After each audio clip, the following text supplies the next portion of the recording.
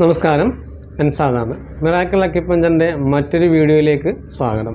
നിങ്ങൾ ഈ ചാനൽ ആദ്യമായിട്ടാണ് കാണുന്നതെങ്കിൽ സബ്സ്ക്രൈബ് ചെയ്യുക, ലൈക്ക് ചെയ്യുക, അതുപോലെ ഇതുപോലുള്ള ഉപകാരപ്രദമായ അറിവുകൾ മറ്റുള്ളവരുമായി ഷെയർ ചെയ്യുകയും ചെയ്യുക.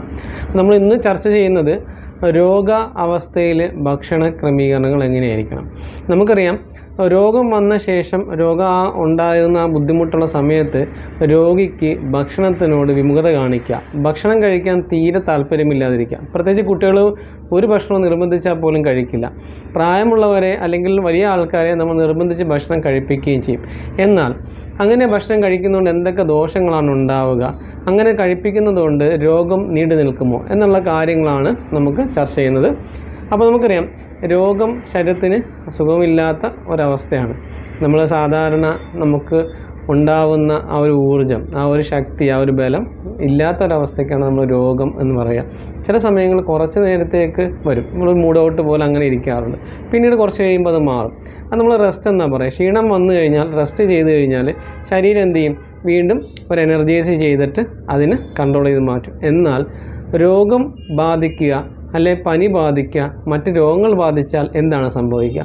നമ്മുടെ പ്രവർത്തനങ്ങൾ, ഓർഗൻസിൻ്റെ പ്രവർത്തനങ്ങൾ വളരെ കുറയും. ശരീരത്തിനെ ശരിയാക്കുന്നതിലേക്ക് അവരെല്ലാം ഉറക്കമൊഴിച്ച് കാത്തിരിക്കും. ഇങ്ങനെയുള്ള അവസരത്തിൽ ചെയ്യാൻ പാടില്ലാത്തതും ചെയ്യേണ്ടതുമായ കാര്യങ്ങൾ ശരീരത്തിനെ എളുപ്പമാക്കുക, ഫ്രീ ആക്കുക എന്നുള്ളതാണ് ഒന്നാമത് ചെയ്യേണ്ടത്. നമുക്കറിയാം, രോഗമുള്ളപ്പോൾ ആ ആൾക്ക് വിശപ്പോ ദാഹമോ തീരെ കുറവായിരിക്കും. അങ്ങനെയുള്ള അവസ്ഥയിൽ തണുത്ത വെള്ളം ദാഹമുള്ളപ്പോൾ മാത്രം കുടിക്കുകയാണ് വേണ്ടത്. അതുപോലെ തന്നെ എളുപ്പം ദഹിക്കുന്ന പഴച്ചാറുകളോ ഫ്രൂട്ട്സുകളോ ജ്യൂസുകളോ മാത്രമാണ് ആ സമയത്ത് കഴിക്കുകയും ചെയ്യുക. ഇങ്ങനെ ചെയ്താൽ വേഗം തന്നെ ആ ശരീരത്തിന് ഈ ദഹനം എളുപ്പമാക്കാൻ പറ്റുകയും ശരീരത്തിനകത്തുള്ള ബുദ്ധിമുട്ടുകൾ അല്ലെങ്കിൽ മാലിന്യങ്ങൾ അടിഞ്ഞുകൂടി പുറന്തള്ളുകയും ശരീരത്തിനെ വേഗത്തിൽ പഴയ അവസ്ഥയിലേക്ക് കൊണ്ടുവന്ന് രോഗം മാറ്റുകയും ചെയ്യും. അതാണ് എളുപ്പം ശരീരത്തിൽ ചെയ്യുന്നത്. ഇനി ഭക്ഷണം കൊടുത്താൽ എന്തായി മാറും? കട്ടിയുള്ള ഭക്ഷണമാണ് ചെല്ലുന്നതെങ്കിൽ നിർബന്ധിച്ച് നമ്മൾ ആൾക്കാരെ അല്ല ആ രോഗിയെ ഭക്ഷണം കഴിപ്പിക്കുമ്പോൾ ശരീരത്തിന് പിന്നെ എനർജി ലോസ് ആവുകയാണ്. ശരീരത്തിനെ ശരിയാക്കേണ്ട എനർജി കുറച്ച് ഭാഗം പിന്നീട് എന്ത് ചെയ്യാണ്, ദഹനത്തിന് വേണ്ടി മാറ്റി വെച്ചിട്ട് അങ്ങനെ ചെയ്യുക. അങ്ങനെ വരുമ്പോൾ ഈ വേഗം മാറുന്ന 1 ദിവസമോ 2 ദിവസമോ കൊണ്ട് മാറേണ്ട രോഗം പിന്നീട് കുറേ ദിവസങ്ങൾ എടുത്തിട്ട് മാത്രമേ മാറുന്നതായിട്ട് കാണുന്നത്. മാത്രമല്ല, പനിയുള്ള ഒരു രോഗിയെ സംബന്ധിച്ചിടത്തോളം ഭക്ഷണം കൊടുക്കുന്നത് ടൈഫോയിഡിലേക്കും കൂടുതൽ വൈറൽ ഫീവറിലേക്കും ചെന്നെത്തിക്കുകയും ചെയ്യുന്നതായിട്ട് നമുക്ക് പഠിക്കുമ്പോൾ കാണാൻ കഴിയുന്നുണ്ട്. ഒപ്പം തന്നെ പനി എന്നുള്ള രോഗത്തിന് എളുപ്പം നമുക്ക് എന്ത് ചെയ്യാൻ പറ്റും?